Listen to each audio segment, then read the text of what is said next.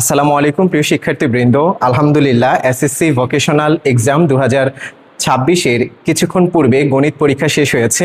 গত কয়েকদিন ধরে আমরা গণিতের সাজেশন দিয়েছিলাম। আলহামদুলিল্লাহ গণিতে আমাদের শতভাগ সাজেশন কমন পড়েছে। তোমাদেরকে এখন প্রমাণ সহকারে আমরা এই সাজেশনটা দেখাতে চাই যে কিভাবে আমাদের কমন পড়েছে। আমরা একদম শেষ থেকে আসি। ঘ বিভাগ যেটি পরিসংখ্যান, স্যার যে পরিসংখ্যানের সাজেশন দিয়েছিলাম সেখানে দেখো অনুশীলনী 10 নং প্রশ্নটা কিন্তু আমি স্টার চিহ্ন দিয়েছিলাম প্রথমেই, একদম এই প্রথম অঙ্কটাই 26 নম্বরে চলে এসেছে।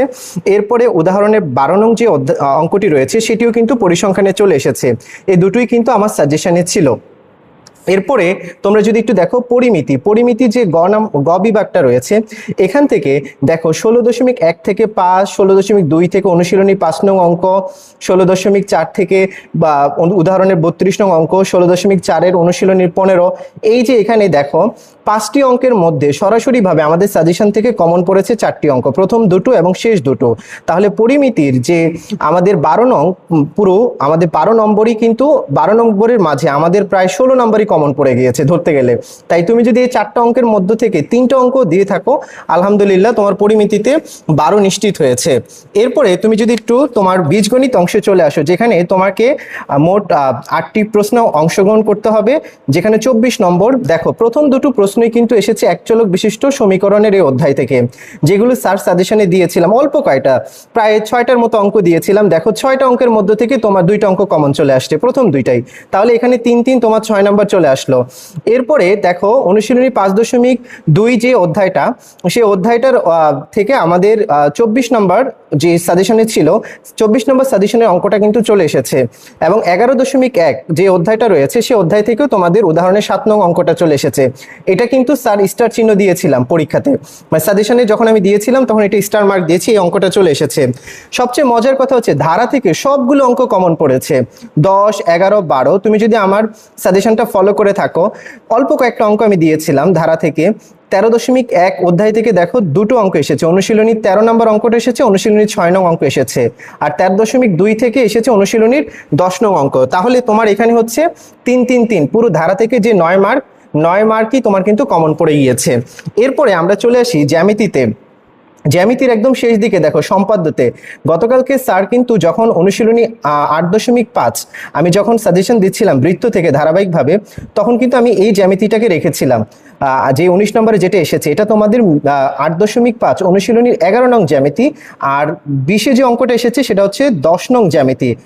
আলহামদুলিল্লাহ এই দুটোই আমাদের কমন পড়েছে। এখানে হচ্ছে 4, 4, 8 করে আমাদের, তুমি 2টার মাঝে যে কোনো একটা পারলেও হবে।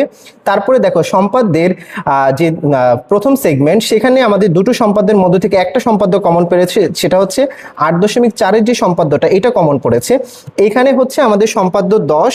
তারপরে হলো আমাদের যদি একটু দেখো উপপাদ্য থেকে, উপপাদ্যের প্রথমে যে উপপাদ্যটা তোমরা দেখতে পাচ্ছ সেটা হচ্ছে উপপাদ্য 18, এটা আমাদের সাজেশনে ছিল 8.1-এর। এরপরে হচ্ছে উপপাদ্য যে 14 নাম্বারটা এখানে এসেছে পরীক্ষায়, এটি মূলত হচ্ছে অনুশীলনী 8.2-এর তোমার 22 নং উপপাদ্য। আর তোমার যে হচ্ছে উপপাদ্য অনুশীলনীর অংশ, সেখানেই দেখো যে প্রথম যে ওই উপপাদ্যটি এসেছে এটি মূলত অনুসিদ্ধান্ত 3। আলহামদুলিল্লাহ আমরা যদি একটা হিসাব করে দেখি তাহলে এখানে 6, 6, 12 আর এখানে হচ্ছে 16, আমরা যদি হিসাব করি 28 আর এখানে হচ্ছে 8, আমরা যদি হিসেব করি তাহলে 36 আর 5-এ হচ্ছে 41 আর 4-এ হচ্ছে আমাদের 55, 41 আর 4-এ 45 আর হচ্ছে এখানে 10 মিলে হচ্ছে 55। এরপরে আমরা যদি একটু এখানে দেখি, এখানে হচ্ছে 9 ধারা থেকে 9 আমাদের হচ্ছে প্রায় হচ্ছে 64 সঙ্গে আমরা যুক্ত করব হচ্ছে আর 12 নম্বর, টোটাল 76 নম্বরের মতো আমাদের কিন্তু কমন পড়েছে এখানে। তোমরা যদি 76 নম্বরের ভিতরে অন্তত 60 নম্বরও সঠিকভাবে দিয়ে আসতে পারো আলহামদুলিল্লাহ তোমাদের পূর্ণ মার্ক 60-এ 60 আমাদের কমন পড়েছে। তোমরা যারা আমার উপর ভরসা রেখেছো তোমাদের প্রতি কৃতজ্ঞ।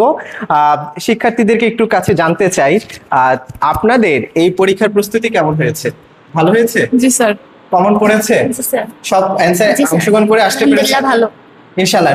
পরবর্তী পরীক্ষা কি ভালো হবে? জি স্যার। আচ্ছা, আমরা তাদের জন্য শুভকামনা জানাই। সেই সঙ্গে সারা দেশের শিক্ষার্থীবৃন্দ, তোমরা যারা আমার উপর ভরসা করেছো তোমাদের প্রতি আন্তরিক ধন্যবাদ, কৃতজ্ঞতা। আশা করি আগামী দিনও তোমরা আমাদের সাথে থাকবে। আসসালামু আলাইকুম।